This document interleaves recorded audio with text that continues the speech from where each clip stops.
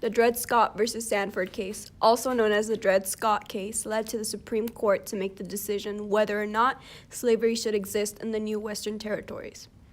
This case was between Dred Scott, who was trying to gain freedom for him and his family from slavery, and Irene Emerson Sanford, who was the slave owner of Dred Scott and his family. Let's see what Dred Scott's wife and Irene Emerson has to say about the case. Your husband, Dred Scott, filed the case against Irene Emerson. Can you tell me your part of the story? Yeah, my husband, Dred Scott, was a slave his whole life. He lived in Illinois with his former owner, Dr. Emerson, and his wife, Irene, before they decided to move to Wisconsin and took Dred with them. Now, at the time, Dred didn't know that in the states of Illinois and Wisconsin, that slavery was prohibited under the Missouri Compromise. So although slavery was prohibited in Wisconsin and Illinois, Dr. Emerson continued to keep Dred as a slave in these territories. While living in Wisconsin, Dred married me, and while on our way to Louisiana, I gave birth to our first daughter, Eliza, but we were still on free territory. Later on, Dr. Emerson eventually passed away, and his wife, Irene, inherited all of his property, including Dred.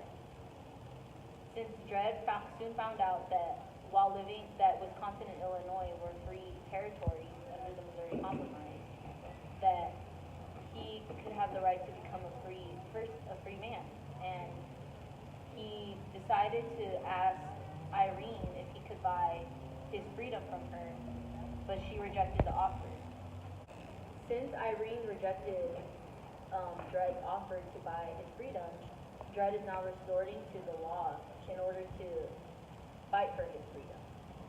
He feels that since he spent an extended amount of time living in Illinois and Wisconsin, and that he started his family there as well, that he should have the right to become a free individual, and that we should have the right to be free individuals in this country. As you know, Dred Scott filed the case against you. Can you tell me your part of the story? Yes, I can. Well, as you may know, my name is Irene Emerson. And how do I know Mr. Scott, you may ask? Well, my husband, John Emerson, he passed away. Before that, he purchased Mr. Scott, and he was, as you may know, my husband was a surgeon. He worked for the U.S. military. He healed the soldiers in there, and when he traveled to the Illinois and Wisconsin area, he took Mr. Scott with him. And when they were there, he got married to his wife, Harriet. And they came back a couple years ago. He brought his wife and his kids with him. And now that he's back in the St. Louis area where we live, we hired him out to go work for other people so he can make money for us. And I guess that's what angered him. This is already when my husband has passed. My husband passed, so I'm his wife, so I inherited everything that he had. So therefore, Scott was under my supervision. One day he just came up to me and he told me that he wanted me to give him his freedom. And I was a bit surprised because, like I said, we purchased him, so he's rightfully ours. We never treated him badly. We treated him very good, so I don't understand why he would want to leave. And I don't understand how he can, since, like I said, I bought him.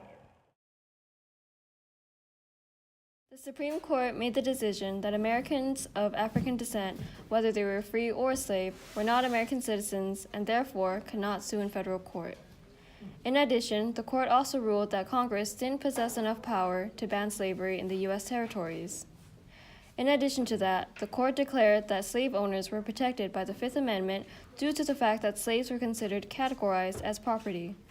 The results of the case sparked a controversy between the North and South and became one of the causes of the Civil War.